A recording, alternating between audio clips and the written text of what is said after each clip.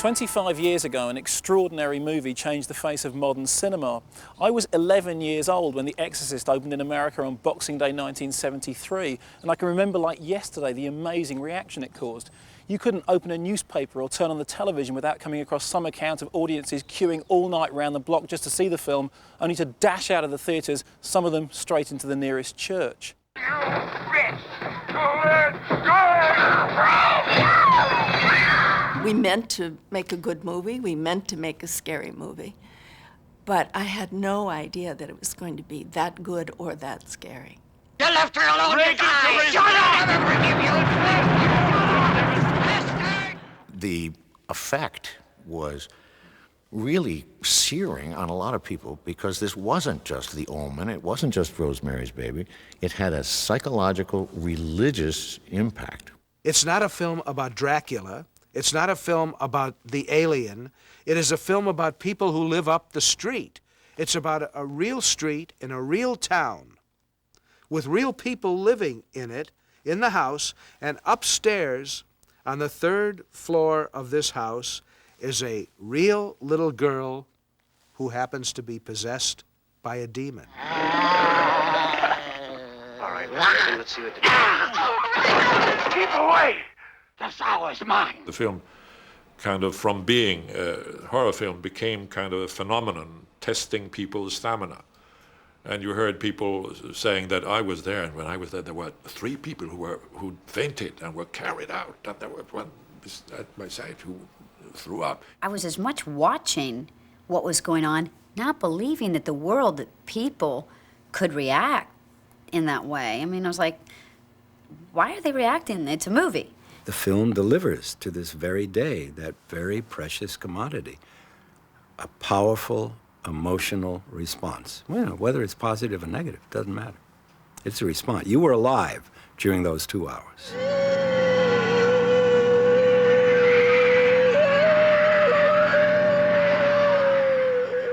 The story of The Exorcist is an enthralling one about the possession and exorcism of a young girl, not in some Transylvanian Netherlands, but right here in modern-day Washington, D.C. For some, it was the greatest advert for Catholicism the world had ever seen. For others, it was a monstrosity that carried in its celluloid the mark of the devil. For me, as an 11-year-old not old enough to see the film, just watching the trailer was a nerve-jangling experience from which I have never fully recovered. Somewhere between science and superstition, there is another world, a world of darkness.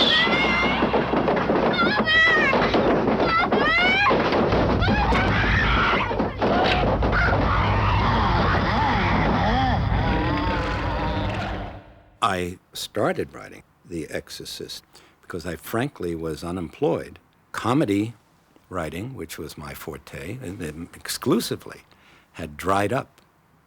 So I thought, all right, I have nothing better to do, and I might prove that I can write respectably in another medium. I had no concept whatever of what was to come. The one hope, the only hope, The Exorcist.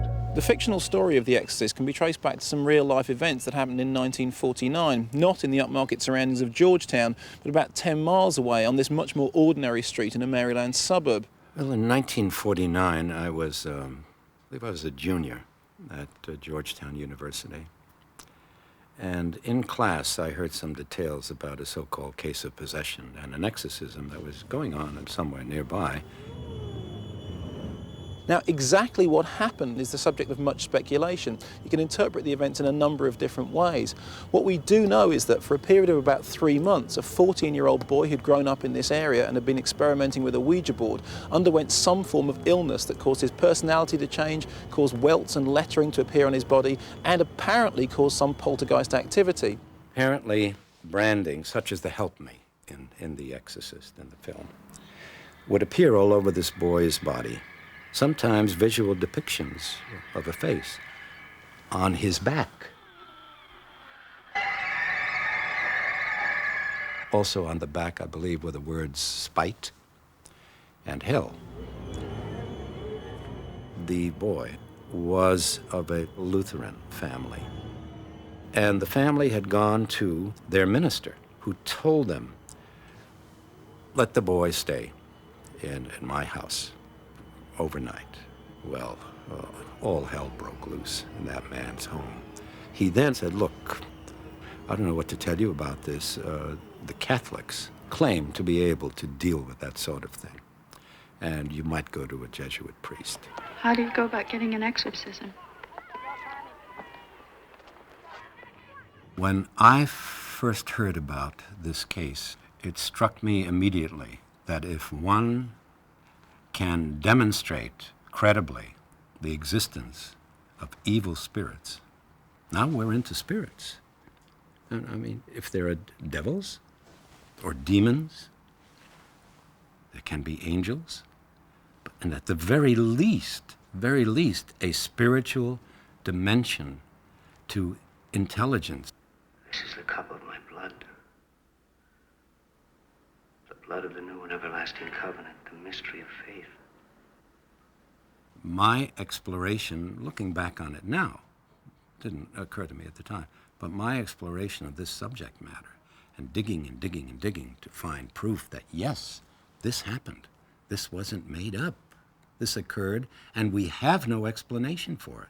No one has yet to offer an explanation for it, based upon the material universe.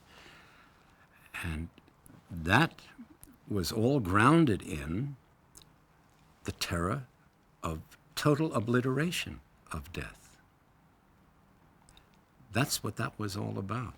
I mean, it was a personal pilgrimage of my own. Gave to your holy apostles the power to tramp underfoot serpents and scorpions.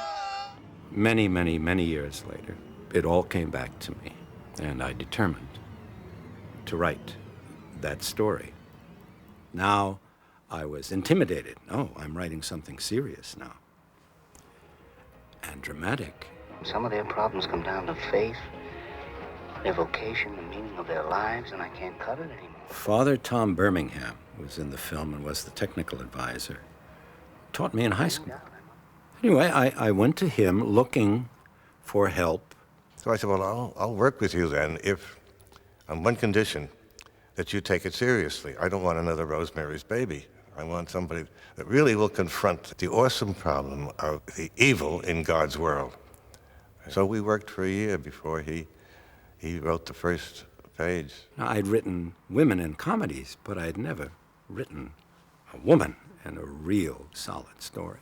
And so I cast about him, who do I want?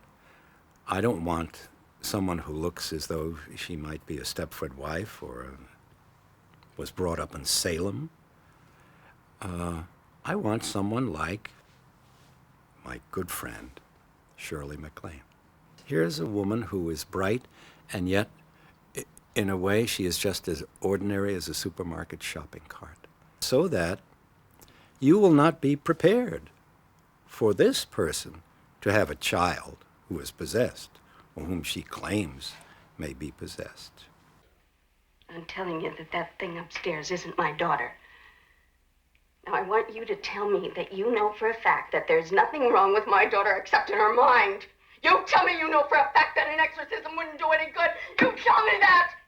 Novel is one thing where the imagination can work, but you put it on the screen and you objectify. I mean, this story was begging to be a flop and could easily have turned into a laugh riot. Every studio passed. They were just afraid. I wasn't sure there was a movie in it.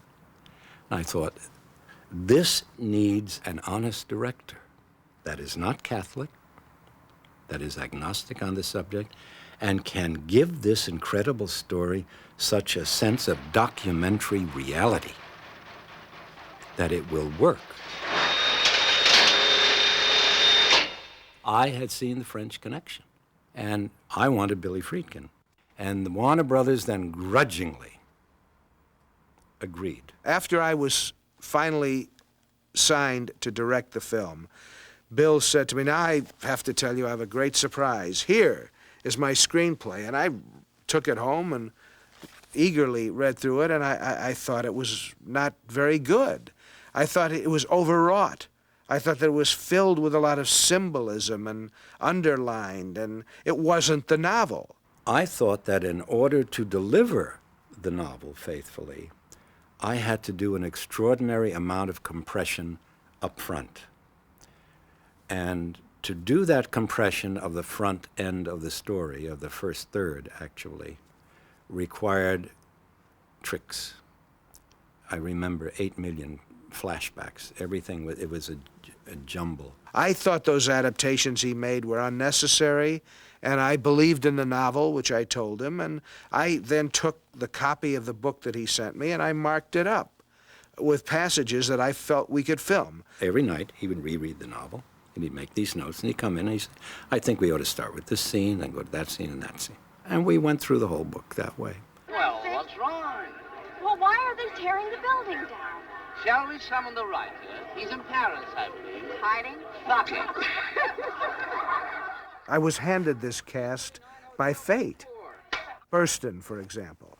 The studio wanted either Jane Fonda at that time, Audrey Hepburn, or Anne Bancroft. Jane Fonda, she said, why would I want to be involved with a capitalist rip-off piece of shit like this? She was in her anti-Vietnam phase. In the meantime, I got a call out of the blue from Ellen Burstyn. I had seen her in the last picture show, where she was very good in a small part. She said, well, I want to do Chris McNeil. I said, well, I have to tell you that, you know, the studios offered it out to 3 other actresses. They want to star. And she said, I understand all that, but she said, I think I'm destined to play this part, so I'd love to meet you. He said, all right, I'll tell you, I'm not going to keep you dangling. It's between you and he mentioned another actress. And he said, and I'm flying to New York tonight to see her. But by this time, I realized that Burstyn was so supremely intelligent, understood what we were doing. He called me from New York and said, all right, you've got the part. And I said, oh, you saw her? And he said, no, I ran into her in the deli last night and she looked like hell. And I said, well, Billy, that's not fair. I look like hell in the deli too. And he said, well, that's the way the cookie crumbles. You really don't want me to play, huh? No, I do. Captain Howdy said no. There were hundreds, if not thousands, of young women looked at for the part of Reagan. I was a working child actor in New York doing modeling and commercials. She was not even recommended by her agency. They had recommended about 30 or 40 other of their clients for that role, not Linda Blair. Linda Blair's mother brought her in on her own. And Mother says to me, she said, we have an interview for a movie. And it's like, oh, really? Because you get, movies, that was still exciting. I didn't grow up in Hollywood. So I went in and met with the casting people. They gave me the dialogue, which was, like a paragraph of the worst language you could ever imagine. You fucking bastard! And so I went in and read this filth. And when I was done, I went downstairs and I was like, how am I going to tell Mom about this? What? I can't tell her what I just had to say. I then decided to film this one scene. It was in an empty sound stage. The studio saw it, and they, since there were no star names involved with a 12-year-old girl, if I believed in her, go ahead. And the thing is that she is perfect. Then he would have meetings where he'd ask me to start acting out things like, okay, now what I want you to do is, get on the couch and writhe around in pain. Well, I was embarrassed. I was just embarrassed. And that's really what it was. He wanted to see how stable I was. So he realized I was very stable, went to a public school. I'm a Christian, and in my religion, we never discussed the devil. So to me, it was a fictitious character like people think of Frankenstein or something like that. It wasn't real to me. Well, then let's introduce ourselves. I'm Damien Karras. And I'm the devil. Now kindly undo these straps. If you're the devil, why not make the straps disappear? There were a lot of actors who wanted to play Karras in The Exorcist. Jack Nicholson wanted to play the part, Paul Newman, everybody, almost every male star in Hollywood. But I didn't want a known actor. What I was really looking for was a priest who could act. He came to see my play that championship season on Broadway. And I felt that it just reeked of failed Catholicism. I said, you want me to do the screenplay, right? He said, no. I said, what do you want me to do? He said, I want you to do a screen test for Father Karras. I said, you what? And it was incredible. The camera loved him. Father Karras, it's an honor to meet you, Father. Von Sydow, I think, was the finest screen actor of that day from his films with Ingmar Bergman. Blatty had told me that the person he had in mind for this character was the French Jesuit priest Teilhard de Chardin, and it's Max von Sydow to me. Of course, my approach was colored by my, say, Protestant upbringing. To me, the devil has never been scary. I was brought up with Scandinavian fairy tales and folk tales, and in many of those, the devil is kind of ridiculous. He's always a loser. Of course, I was totally aware of the fact that Father Merrin, he believes. I'd like you to go quickly across to the residence, Damien, and gather up a cassock for myself, 2 surplices, a purple stole, and some holy water. It was not important whatever my personal or private opinions were. When I met with him, I realized how young he actually was. He had often played older in Bergman films, so we knew it was going to be a lot of makeup for him, but he was like a guaranteed performance. I believe we should begin. Do you want to hear the background of the case first, Father? Why? And then Billy thought to cast Tom Birmingham, Father Birmingham, as the president of Georgetown. You can't get that sense of genuine sanctity from an actor. And then I introduced Father Bill O'Malley to Billy.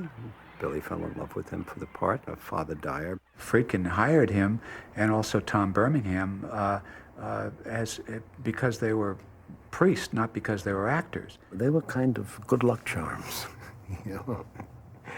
How am I doing, you know? I had to ask permission from the provincial, and he kind of rolled his eyes toward heaven and said, well, why not?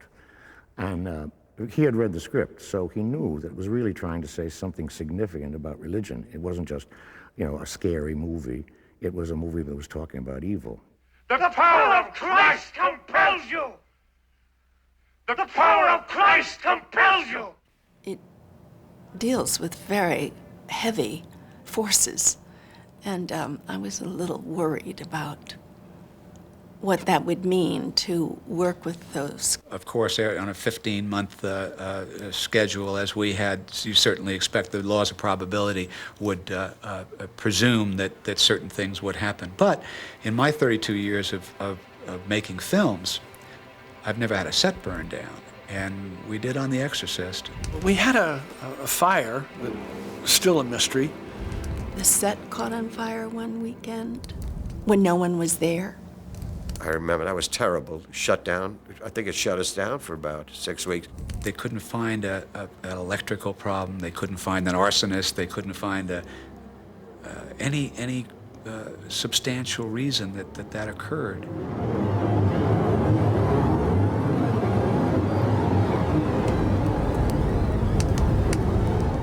When I was filming, I would go to this little restaurant, which was in the Jesuit quarters, and sit there and study my lines. I was in there one day, and this very, very old priest, he handed me this little medal of the Blessed Virgin. He said, you know why I'm giving you this? I said, why? He said, I want to tell you something about intervention. Did you ever hear the concept of intervention? I said, no. He said, it's a Gnostic concept. It comes out of the 15th century. If you do anything on the devil, anything at all on the devil, to reveal him as the trickster that he is, he will seek retribution against you. Either, or he will even try to stop what you're trying to do, to unmask him. And he said, this medal will protect you. He said, be very careful, you take care of yourself. Maybe about 3 days later, it's kind of catacombed there, the Jesuit estates. And they have all these side rooms, like little sitting rooms, maybe 4 or 5 of them when you walk down the hall. So I'm walking down the hall going to dinner one day, and I walk by, and on the periphery of my mind, I said, did I see a casket in there? And I walk back, and I look in the room, and there's this old priest in a casket, dead. Just through attrition, I think there was 3 or 4 people died. There were a couple of unfortunate deaths during the filming. There were 9 deaths, which is an enormous amount of deaths connected with the film. Some very directly, like the actor Jack McGowan, who gets killed in the film, completed shooting, and died. It's very simple. If you have a production that lasts 2 weeks or 3 weeks, nothing happens. But if you have a production that lasts for a year or 9 months, a lot of things have to happen. Accidents one way or the other. Max von Sydow's brother died. The assistant cameraman whose wife had a baby during the shoot, the baby died. The man who refrigerated the set died. The young black night watchman. And these weren't casualties from stunts or things like that. These were kind of men standing behind a camera all of a sudden, dropping dead. Of course, it always makes for great stories about what happens, if it was cursed or whatever. It's very good for publicity, but if you don't believe in devil, you don't believe in curses. Simple. Then Friedkin called me and said, would you come down and exorcise the set? So I said, no, Billy, no. I don't want to increase anxiety or anything like that. And we probably are not dealing with anything more than accidents of one kind or another. But what I will do is think of something else. So then I said, what am I going to do? I said, well, I guess they want me to do a Catholic thing. So I went down and I told them all, everybody was there, including the Teamsters, and Max von Sydow had just arrived. And so I gave them a blessing, and then I said, now I'm going to give you my own view of what it's like to do exactly what everybody in this room is doing. All of us are made in the image and likeness of God, and we all mirror him in some way. And what all of you are doing is marvelous. You mirror the creativity of God.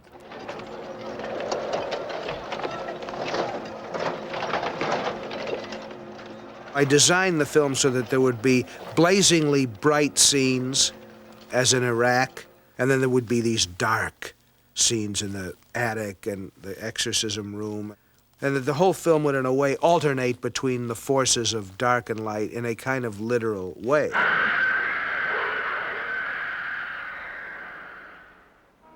I went to school. I graduated from Georgetown. I then was stationed in the Air Force in Washington, D.C. for a time. I knew it. Kennedys lived there. It's filled with important people, congressmen, government people, writers, etc. And I knew instantly that this was cinematic as hell, especially in the fall when we shot there, with the leaves falling and you know, nice breezes that came and went unexpectedly.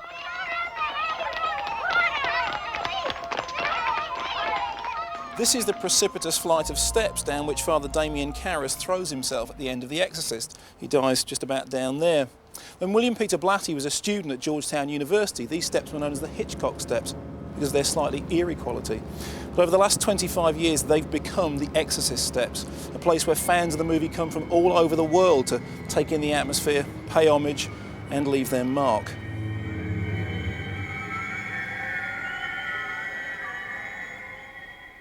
The first time I saw them, I saw that there was an ominosity, if that's a word, to them. I mean, I saw them, I thought, wow, how is the stunt? I'm not going to do it. How is the stunt man going to do this? Because they were vertical. There were 97 hard stone steps. It looked like forever going down there. And so I went out and I got all the rubber I could find, 1/2 inch, and I lined every one of those steps with rubber. And all the Georgetown kids, what they did, little capitalists that they are, they got the roofs of all the people around there on top of the roofs, and they sold tickets for $5 a head so you could watch the stunt. And he dove down those stairs twice. I asked him how he did it. He said, Zen.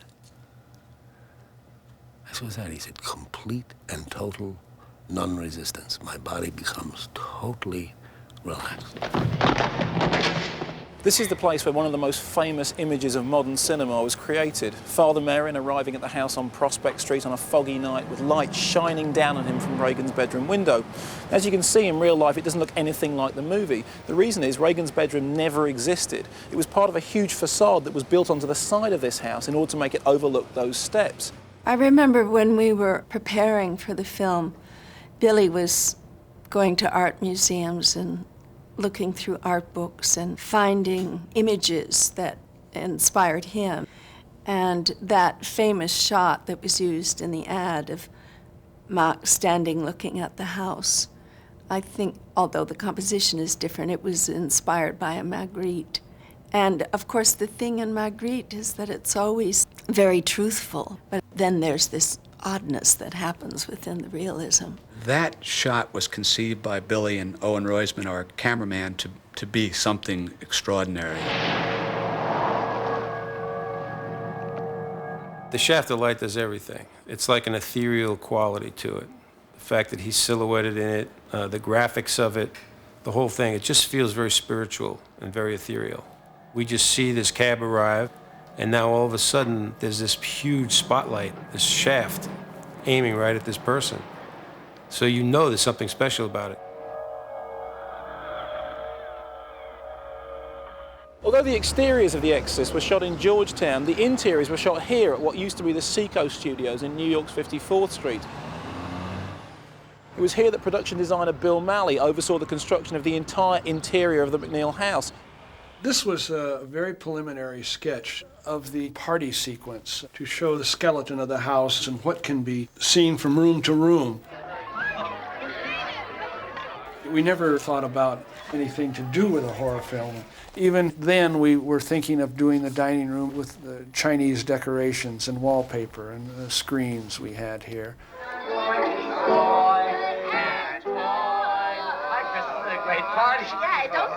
One of the spooky parts of it is the contrast, rather than, you know, thinking you're going to go in and you're going to see the darkness and the chambers and the chains and the bats flying around. Hey, I think we've got a guest. You're gonna die up there.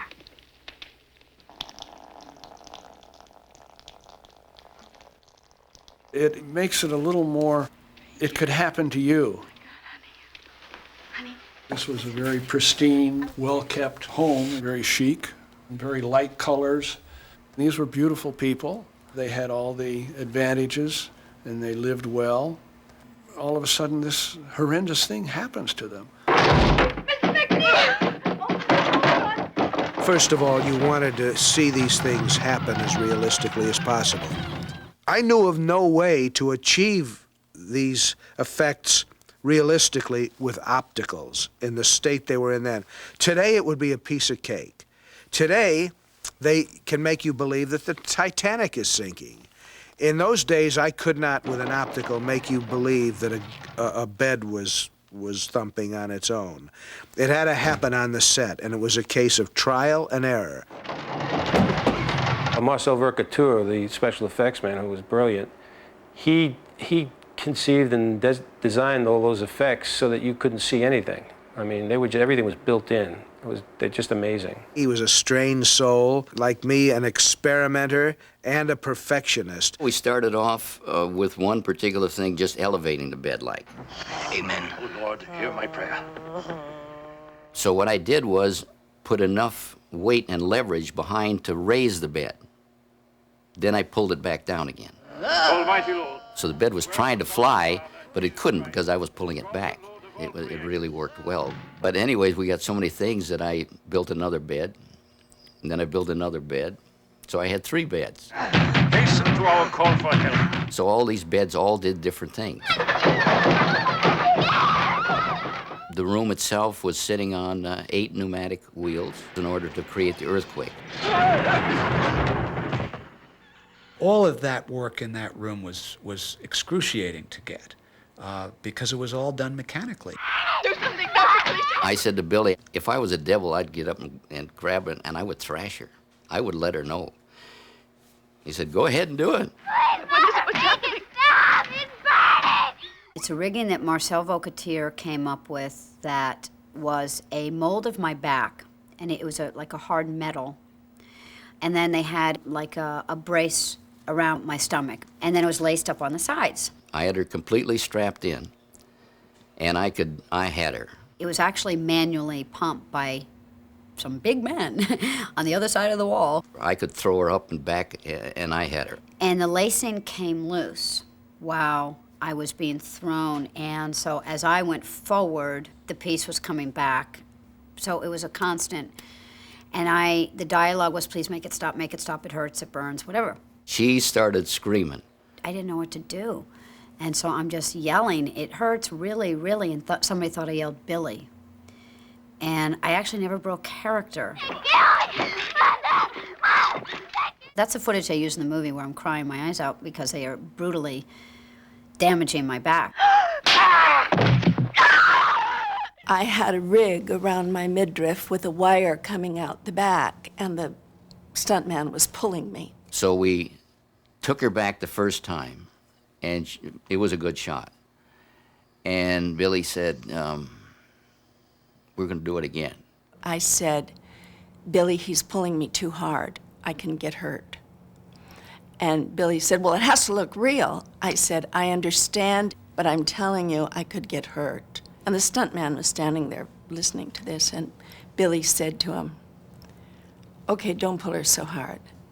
But as I turned away, I felt them exchange a look. And he said, give it to her this time. And I said, really? And he says, give it to her. And this is Ellen Burstyn, right? You're a nice lady.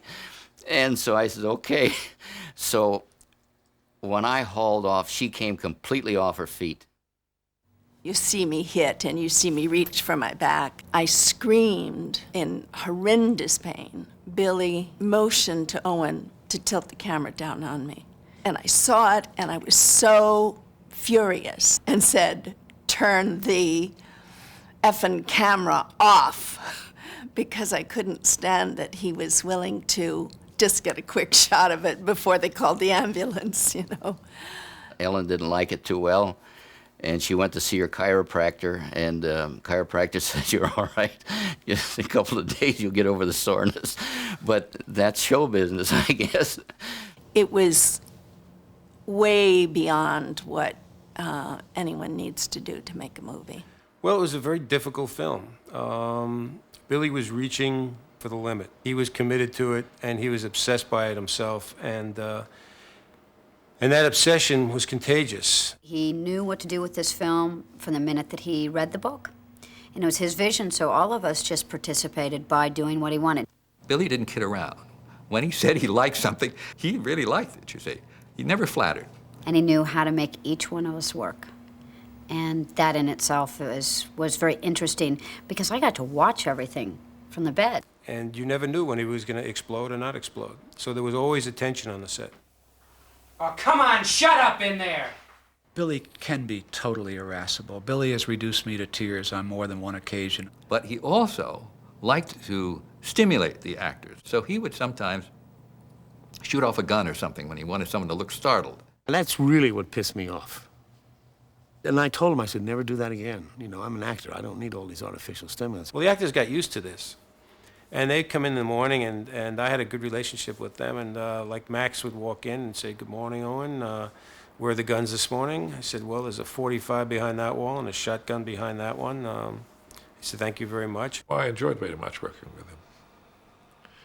Although it was, he used maybe sometimes methods that I was not used to. My dear friend Billy Friedkin is a maniac. And I love him, but he's a maniac. Billy would do anything to motivate an actor. After Jason Miller dies, when Father Bill goes in to give him the last rites, we did 13 takes, 15 takes, 17 takes, I'm not quite sure. Do you want to make a confession? Bill Friedkin wanted Father Dyer to react in some emotional way. This is his best friend lying there in a pool of blood. and Father Bill could never get it right. So Billy comes over to me and says, Bill, you're just doing this by the numbers. He was a non-actor. He couldn't emote. And I said, Billy, I have just given my best friend the last rites 15 times in one night, and it's now 2:30 in the morning. Friedkin and I had a little signal that we'd use to silently roll the camera and sound, and he asked me at this time to do just that. And he said, I understand. He said, do you trust me? Well, you always trust somebody unless they ask you. And Billy went in and slapped him across the face. He belted me right across the chops and backed off, and I went in the scene, and if you look at that carefully, when I'm giving the last rite, my hand's going like that. And I wasn't making my hand go like that. That was sheer nerve juice. He looked at himself and bumped against the curtains too. How many blood was in? He was tough, but it was very stimulating. He drove me to some of the best work that I'd done up to that time. A makeup artist gets a great thrill changing someone's face because, in a sense, he is creating a new living creature. I was faced with the problem of making this 12-year-old little girl, very pretty little girl with apple cheeks and a butterball nose, make her into a demon. And it was an incredible challenge. God bless Dick Smith. Certainly nothing could have prepared anybody for what that experience was going to be. First, he had to do the casting of the face.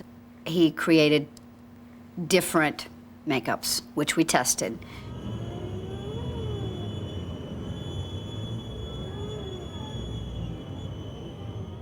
I think it was 6 different, all different makeups.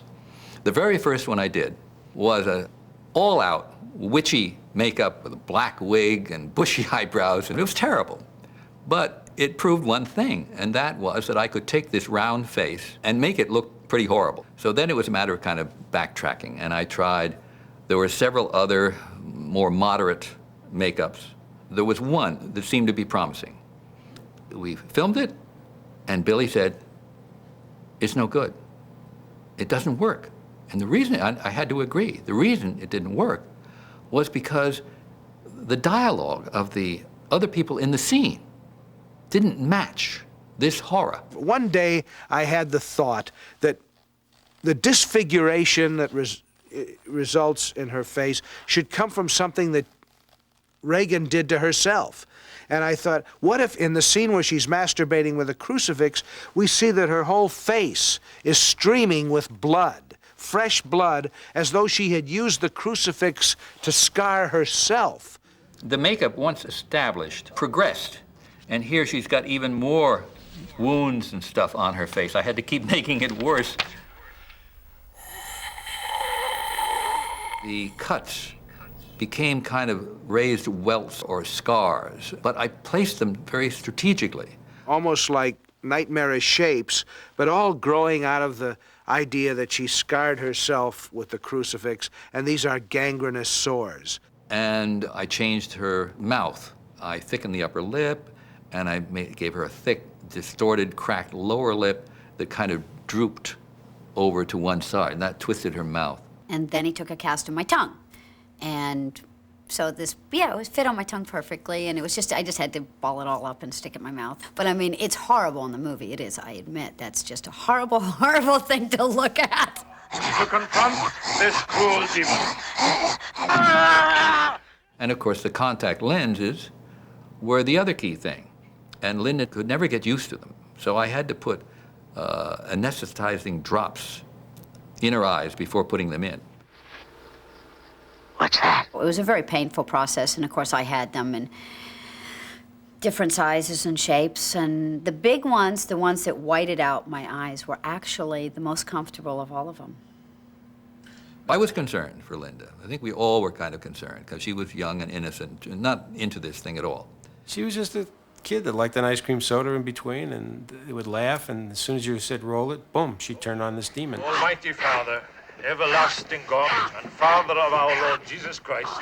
Even the stagehands would kind of cringe when she had to say foul language. No one was allowed to laugh. The fact that there were very few people on the set while filming allowed me to say the dialogue that I was being asked to say because nobody made anything weird about it, and I'm sure their ears must have just been like, oh my God. I do remember, though, you know, Max is such a gentleman, such an aristocrat, really. You're It's unworthy. the first time the girl's going to say her dialogue, frequencies action. And Linda looks up with beautiful blue eyes and that cherubic face and says, "Your mother sucks cocks in hell." And Max goes, "Cut." He said, "I've just lost it, Billy. I've just lost it." So one day I asked her, I said, "Linda, how do you feel when you have to say these lines?" She says, "Oh, it's not me, it's Reagan." Her capability at that age of handling what she went through was remarkable, totally remarkable.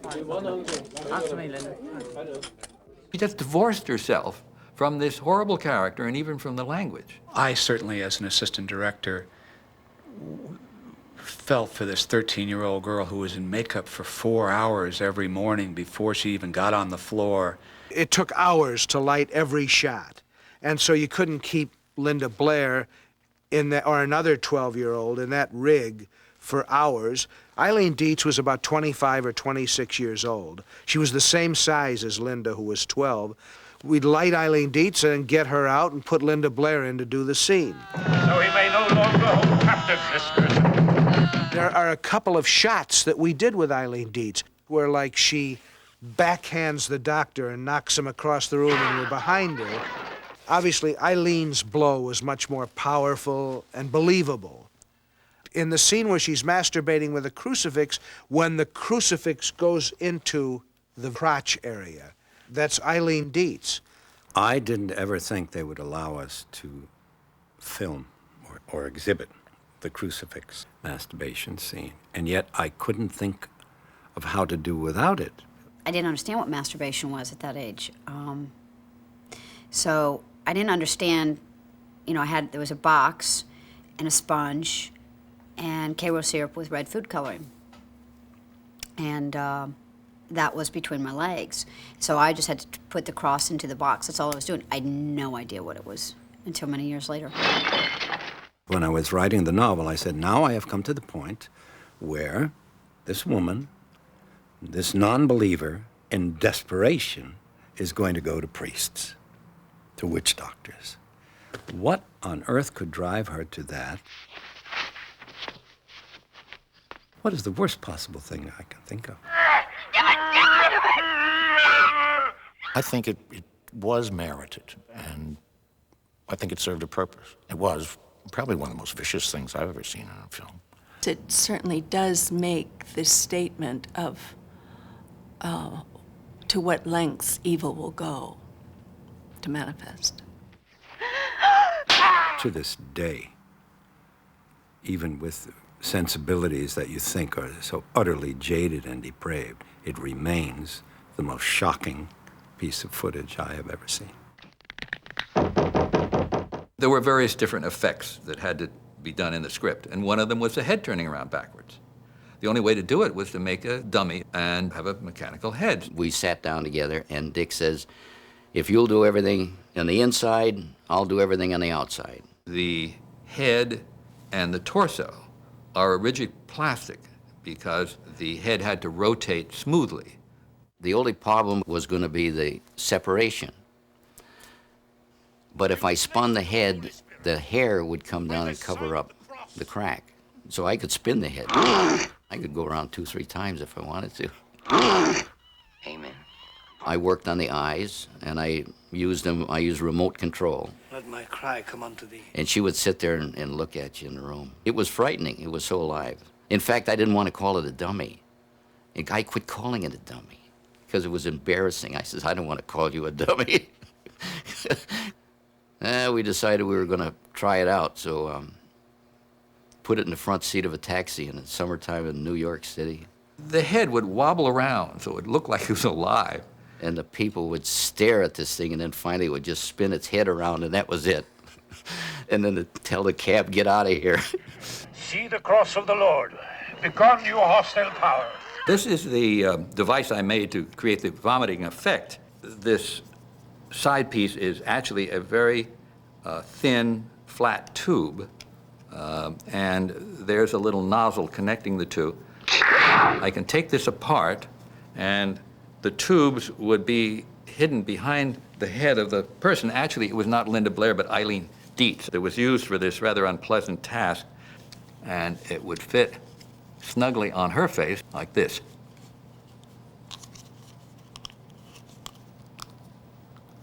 And then I connected these to a special pump that Marcel Vercouter had loaded with hot pea soup. I understood that what was wanted was a kind of diffused spray, not a single stream. And that's what we did. I didn't learn till years afterwards that in the editing, that Billy didn't like the garden hose type, and he wanted that blob hitting in the face. So it was matted in. That was one of the first optical things that was done. I was on the other side of the bed with my rig, and I'm supposed to hit Jason in the sweater. In the back of my mind, I'm thinking, geez, might probably better if they really hit me in the face, you know, because it really... I got all set up, and now they changed the lights, and they did this and that, you know. Pretty soon, I said, maybe my vomit is getting a little cold. So I raised up trajectory a little bit, and I maybe cranked on a little bit. And anyway, when I let go, I hit Jason flush in the face. My momentary reaction was, yeah, I was a little pissed off. He went backwards, and he was, if he could have got a hold of me, everybody on the set went, ah. And I felt like a, you know, and so they said, clean Jason up and we'll do it the right way. So they cleaned him up, got him another sweater, and we shot it 3 or 4 times after that. But then after they started to put it together and they saw the expression on his face, that is actually the one they used. It was a nice mistake. I enjoyed it, Jason didn't. You remember in the little girl's room, whenever she went demonic, the room became extremely cold. And of course, how do you make breath show in a room? Today they can draw it in digitally. It's rather expensive, but it's less expensive than what we did. I got a hold of this refrigeration fella, and I built this giant cocoon. So we had 4 massive air conditioners, which we found we had to turn on all night, and by the time we got to the set the next morning, it was 30 or 40 below zero. He wanted to see the breath of the actors, and I think also in the back of his mind he decided that the extreme cold would really influence the performance as well. It was difficult to act and express facially emotions when your face was frozen, literally. The perspiration was freezing on my hair was frozen. One morning, we had a lovely surprise. We came in and found that there was like a thin, thin layer of snow over the entire set. That somehow a lot of moisture had gotten into the atmosphere and it had condensed. Be silent! We're all there in our Arctic cold weather Eddie Bauer special, you know, suits, and she's in her nightie. It's the power! Holy water! Was it cold? Yes. Did I like it? Not much. It's probably why I hate cold so much nowadays. I was cold, yeah. For the first time, I said to myself, you got principal actors, not in Alaska, not in an ice house, on the set in the middle of the summer in New York City, seeing breath. But every time Owen would turn his lights on to light a shot, the temperature of the room would increase. And after maybe an hour and a half of filming, the temperature would go above freezing, so you had to shut down, shut off all the lights, and build up the cold again. And this would go on, you know, for days and days and days and days. We were in that cold room for 60 days. The head of production of Warner Brothers came in from time to time, flew in to see why it was taking us so long to do this, and he would stand in the back of the set just shaking his head with his mouth. He couldn't believe, you know, and no one really could believe this was going on or that would ever produce anything like a believable result. When the arduous process of filming was completed, William Friedkin brought The Exorcist here to the appropriately numbered location of 666 Fifth Avenue. It was here that a team of editors laboured to whittle down over 200 days of shooting into a coherent 2-hour movie. We approached The Exorcist not like a horror film. It was more of a combination of Billy Friedkin's background of being a documentarian as well as a theater, a director, and a live director.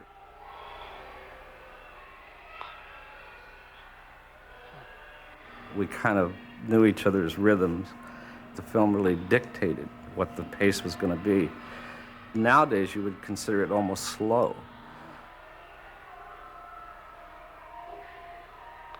It would be slow and methodic, and all of a sudden, things would happen, and it would just, all hell would break loose. And the film doesn't feel long because it's constantly bombarding you with things, and then it would let you breathe, and then it would bombard you again. When I started the film, I had no idea how we were going to do the demon voice. And Billy pulled out a book of Hieronymus Bosch paintings and said, I want Linda Blair's voice to sound like Hieronymus Bosch. Didn't necessarily make total sense to me, but the impression was that Linda Blair's voice should be a kind of chorus of voices. And at the center of it should be whatever we in general consider to be evil. Who are you? No one there! We took Linda Blair's voice in the pre-production, and we spent 150 hours making Linda Blair's voice into a different voice. Your mother's in here with us, Karis. We made her sound bad, evil. And I'm the devil! We played the stuff for Friedkin, and he turned around and he said, that's no good. You know, I thought, oh, fuck, 150 hours of work just out the window.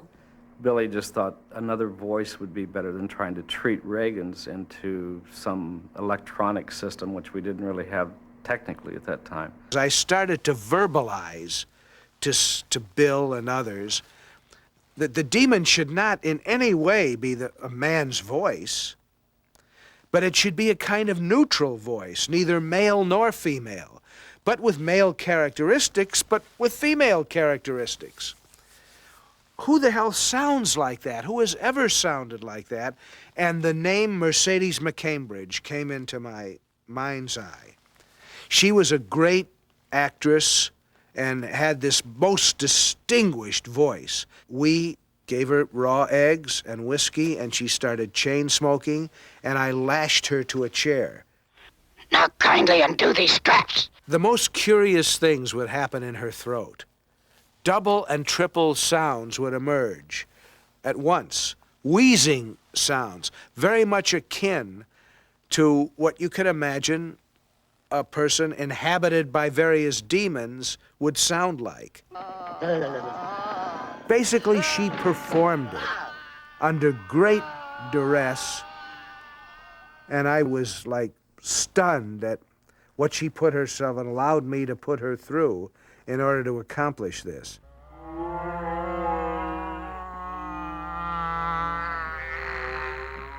They were all human voices in most cases. Sometimes we put some animal voices in. He likes to mix voices up occasionally, different sounds to create a sound. No one there! Is the language all right? There was a trial and error, put a bunch of them together and listen to them until finally you arrive at the one that he likes. I felt that the sound could have a dynamic that swung between loud, very loud, oppressive noises and total dead silence.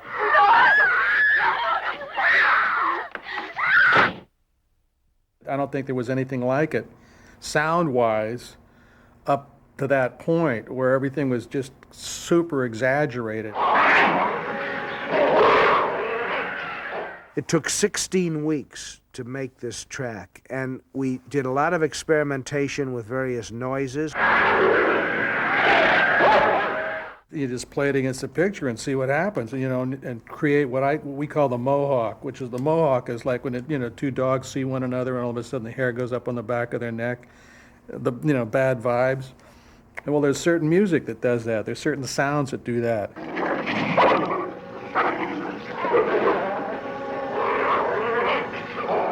We were trying everything. I got fake fingernails and would scratch stuff, or we'd get rats and bring them in and have them run around a box. I mean, This is the Ron Nagel Hamsters in the Cage, track 2.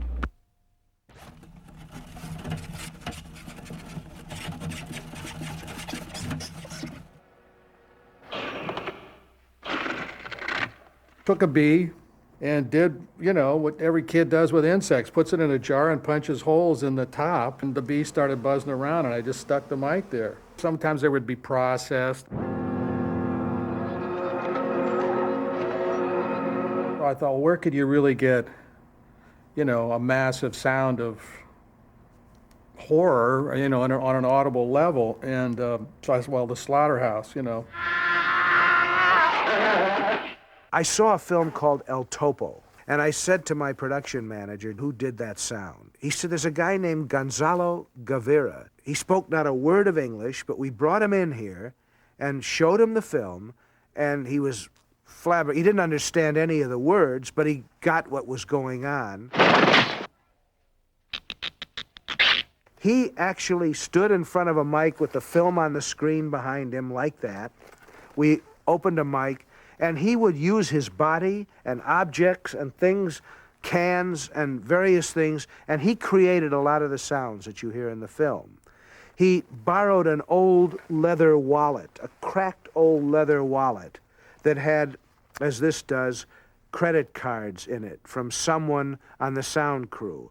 And he held this cracked leather wallet up to a microphone like this.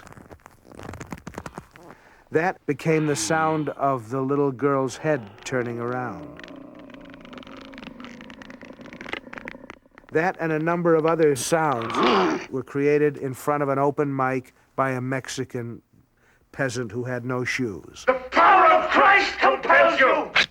The original composer was Lalo Schifrin, and Billy Friedkin had brought Lalo in to screen the film. And there was a lot of pretentious ooga booga about, the kind of presence or feeling or vibe that the music was supposed to have. Lalo said, trust me, it'll be wonderful. So he went away and he wrote the score of The Exorcist. When the time came, it was like, I don't know how many people were out there, like, 100 of LA's finest musicians strike up the band. And anyhow, Lalo's sitting there with his chest out, and they play this score. It's a beautiful score, but it was all over. It was kind of a silence. And it was like, get this fucking Brand X Stravinsky out of here. I mean, he went ape shit. Billy did. So they stopped the recording right in the middle. I mean, you have 110 guys standing there, and you just say, go home.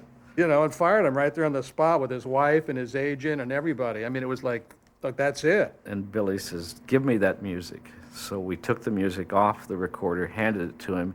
He ran out in the front of the Tadeo and threw it across the street into the parking lot. He said, that's where that music belongs. Billy said to me, did you ever hear of a record called Tubular Bells? I said, yeah, Mike Oldfield. He says, go up and get that. And he wound up using pre-recorded stuff, by and large. After cutting the opening sequence of Iraq, we kind of went through the whole film and repaced it. Looking at it, I thought, well, there's a lot of exposition, basically, that you really don't need because it's slowing the film down, like taking a walk with Reagan through Washington, seeing all the monuments. Sequences like that that didn't pertain, really, to where this film was going. Chris McNeil. Please go away. I'm Father Karras. After 2 years of working on the movie of The Exorcist, William Peter Blatty found himself pleading with William Friedkin to leave certain scenes in the final cut of the movie, scenes which Blatty thought were essential, but Friedkin found superfluous.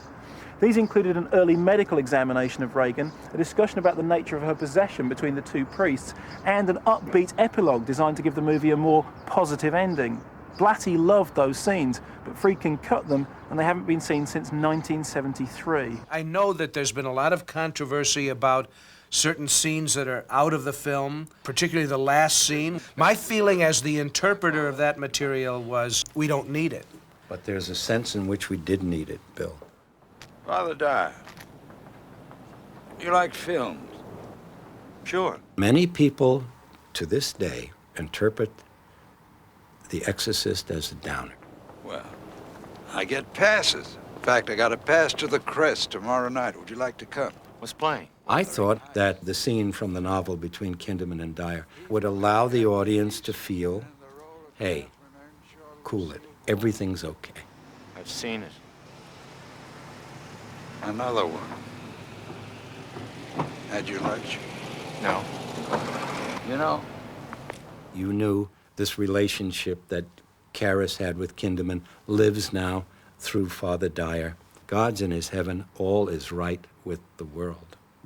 That's something I think that the film could use. I don't want to direct the way people think about this beyond what is already, to me, self-evident. People actually believed what they saw on the screen. Some of them maybe had a different interpretation of that. That's always bothered you. I've always rejoiced in it. You son of a bitch! Everybody who sees the film takes from it what they bring to it. Sure. God damn you! Take me! Take me! I don't want him to think the devil won. I just don't. Well, to me, it's how could they possibly think that?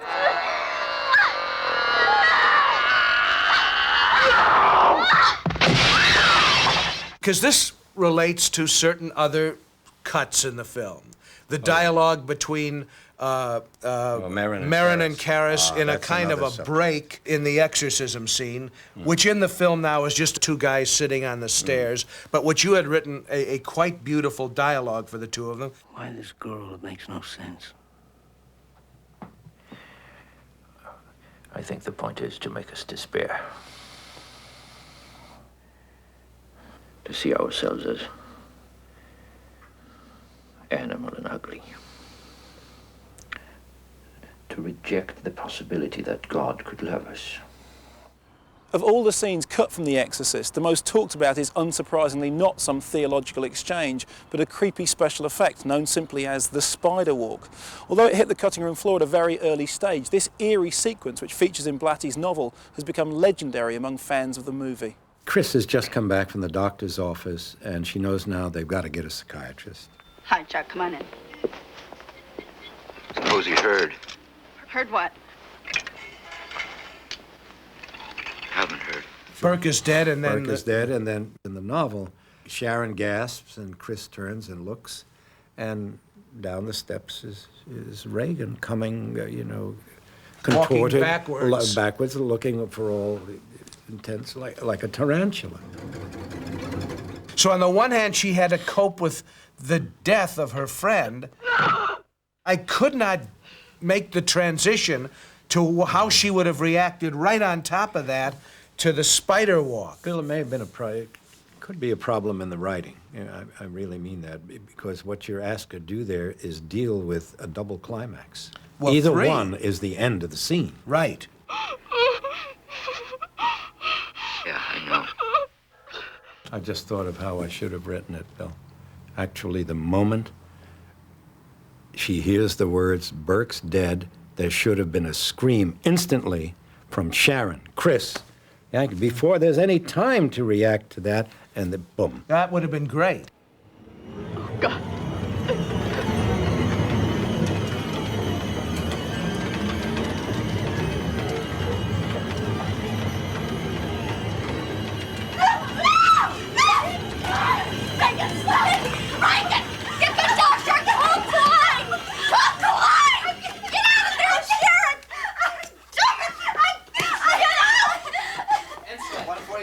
Take two on slide.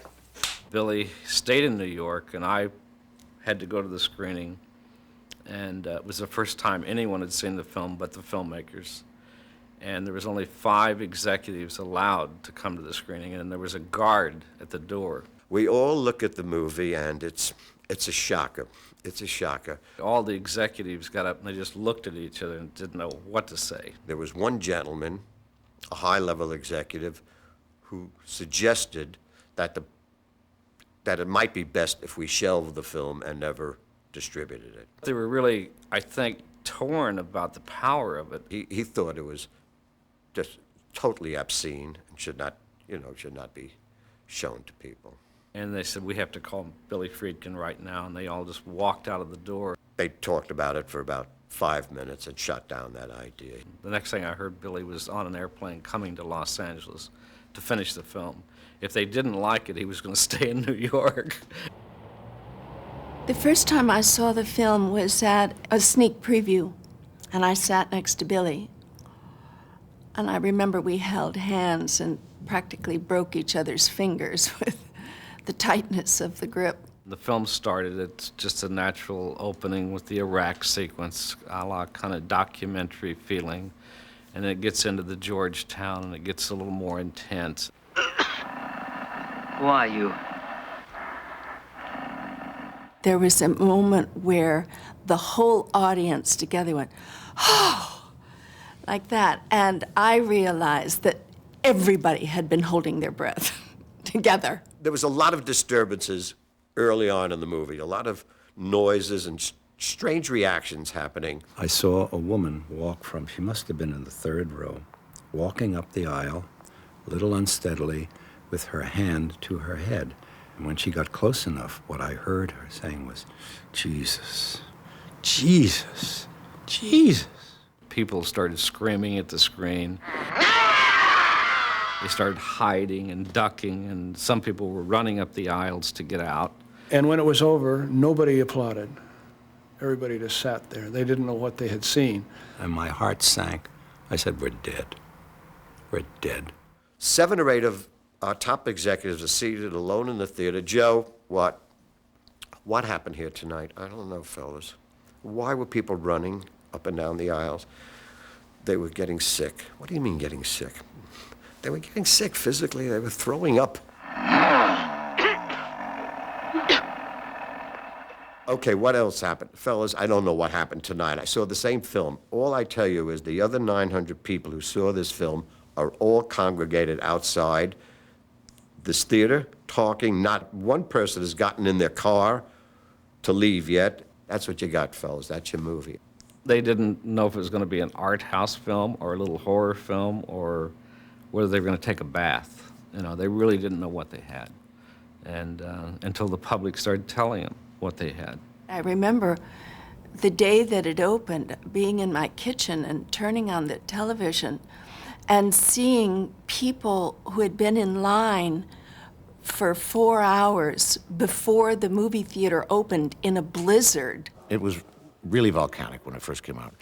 They only opened in New York in 1 theater, and they were literally lined up around, I think, 2 or 3 blocks. We never had enough theaters, so we had to add theaters nightly to it, for the lines. And it was in every newspaper and magazine. Which is what happens on an event kind of movie. It just transcends anything that any publicist or marketing people could do.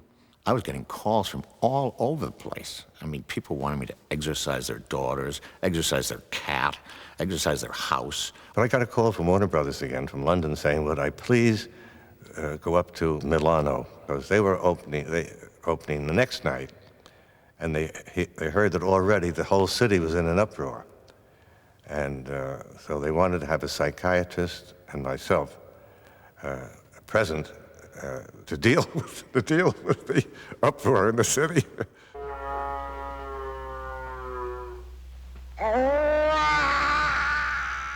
It has a very strong impact, and if you are, how should I say, if you have a lively imagination, anything can happen with a film like that if you're not prepared. Billy Graham said publicly at the time the film was in the streets, there is a power of evil in that film, in the fabric of the film itself. I have great respect for Billy Graham. I thought that one of the most foolish statements I've ever heard. I would have attributed it to senility, except he was only 39 or 40 at the time. There is an evil in this movie, but it forces you to confront it. It doesn't pussyfoot around it. Yes, I think there is evil in the film, and it was intended that there be evil in the film. And yes, I think that there is good in the film, and that was intended too, and good does win. I have no doubt, strangely enough, paradoxically, if you will, it has been a force for good.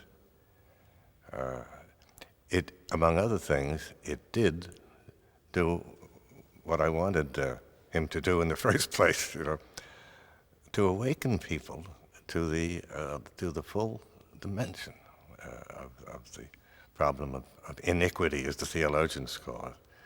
And then, but I was also very happy, as I told you, that he also pointed out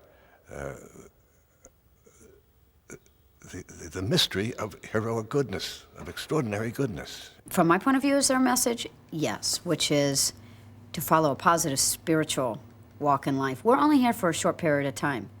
Can you go the wrong way? Absolutely. This film shows you that.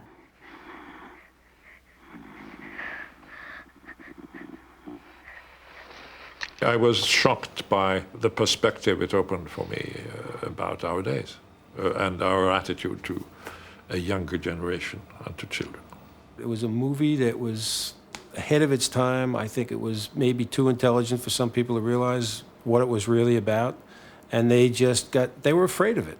It's an illusion, a very effective illusion, but that's what art's supposed to do, is take you to another place where you haven't been before. And I think all the people that make these outrageous claims about it just don't know what they're talking about. Perhaps it can affect you that way. Well, good. I'm glad it affected Billy Graham that way. I'm sure it's a lot better than having him sit before some, stupid film on television that portrays Jesus with a halo around his head and people, getting all goo-goo-eyed around him and, the way Christianity is normally portrayed. The demon is a liar. He will like to confuse us. But he will also mix lies with the truth to attack us. The attack is psychological, Damien, and powerful. So don't listen. There is a power to move you and have a disturbing effect upon the viewer, which is greater than the sum of any of its parts. It's enormous, and it's mysterious. But my God, it's not a power of evil.